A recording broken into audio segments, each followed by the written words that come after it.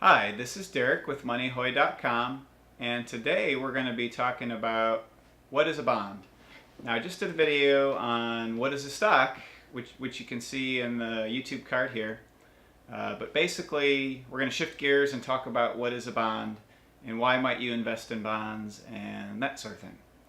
And basically, I'll start with the same discussion we had for what is a stock and change it up a little bit. So if you want to start a business or fund a business, there's a couple of different ways you can do that.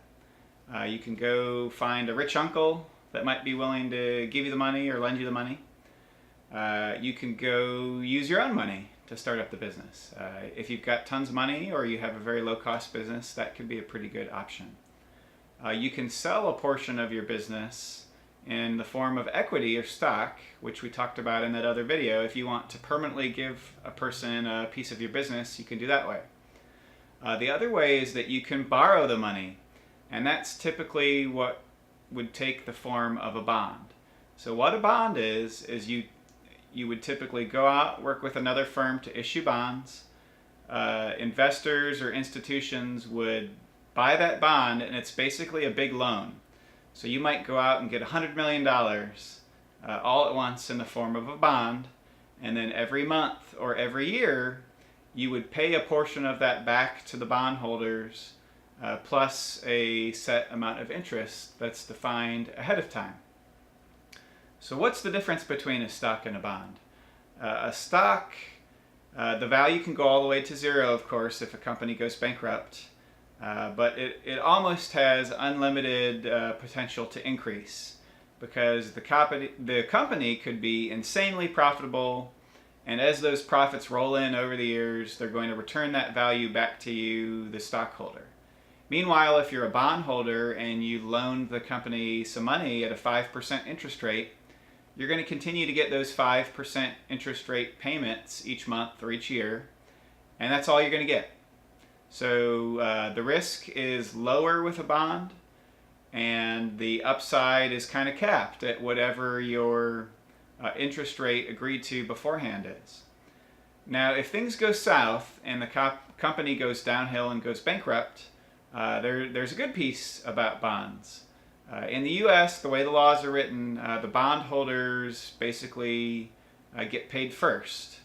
So in an example like an Enron or a General Motors or another company going bankrupt, with any of the money and assets left over that might get fire sold off or anything like that, that money is going to go to the bondholders first to make sure they get paid.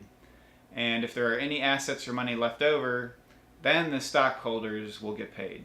So that's what you normally see when a company like Fannie Mae or I don't know, maybe Radio Shack or Pier 1 Imports or something is on the brink of bankruptcy. Their stock will basically go almost to zero because investors know that if they do go bankrupt, there's very little chance there's going to be any money left over for the shareholders or stockholders once the company goes bankrupt. So the thing about bonds is, as you've seen, they're lower risk. The reward is kind of capped. And the risk is a lot less than compared to a stock. So who might that sort of investment appeal to? Well, many times folks that don't want to take a lot of the risk will invest much more of their portfolio into bonds. So this could be people that are close to retirement or actually in retirement where they can't afford for their portfolio to take a huge dip in prices. They need that constant income each and every month that's predictable. And they know when they're 80, the stock market isn't going to crash, and they have all their investments in the stock market, and now they don't have a place to live or money to go buy food. So bonds appeal very much to older folks in retirement as a bondholder. So I hope you enjoyed this real quick coverage on what is a bond. I kept it very basic. Bonds are an important part of any portfolio. They help to reduce your risk overall of a large stock market downturn. And for folks that don't want to take an insane amount of risk, or what I would consider an insane amount of risk, and put all your money into the stock market, it's a good way to generate some returns year in, year out, and it kind of puts a dampen on the upside of what you might earn. But on the flip side of the coin, it puts a sort of a limit on the amount that your portfolio can go down in the event of a stock market downturn. So I explain all this in more detail in a book I've got, which you can pick up for free. It's called Stock Market Investing for Newbies. You can find it on Amazon.com. I think it's 99 cents. You can pick up the paperback. It's about $8. Or you can download it completely for free. And I've got a link below in the notes section that you can follow to go get your free copy that you can put on your favorite e-reader or just read it straight from your computer. So this has been Derek with moneyhoy.com. If you enjoyed this video, please go ahead and give us a thumbs up.